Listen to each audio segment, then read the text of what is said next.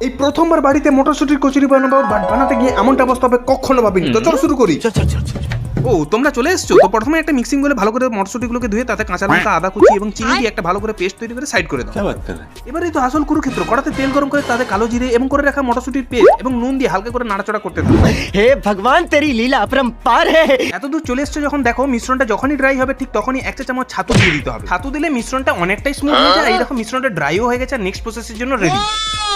আরে বাপরে, এত দূর এসে গেছে। এইবার প্রয়োজন মতো ময়দা নিয়ে ভালো করে মেখে একটু মিডিয়াম সাইজ লিচিগুলো কেটে এইভাবে হাতের সাহায্যে লিচিগুলোকে বড় বড় করে নাও। এইবার ওর মধ্যে মটরশুটির পুর দিয়ে ভালো করে চারপাশ মুড়ে বেলতে থাকো। আরে আরে খেয়াল রাখবে আবার মটরশুটির পুর যাতে চারপাশ দিয়ে বেরিয়ে না যায় আমার মতো। ভাই রে ভাই, অনেক কষ্ট করে 1.5 ঘন্টা ধরে কচুরি বেলা হচ্ছে, আর কোনোদিনও কচুরি খাওয়ার নাম নেব না। যাই হোক, অনেক কষ্টাকষ্টি করে গরম গরম রেডিও হয়ে গেছে। मजा आया। কচুরি যখন হাতের কাছে, ভাই দেরি কিসের, ফটাফট করে দুটো বাইট নিয়ে ছাঁটাতে শুরু করে দিও। সত্যি দারুণ লাগছেও কিন্তু খেতে। তোমরা বরং যেতে লাইক এন্ড সাবস্ক্রাইব করে দিও।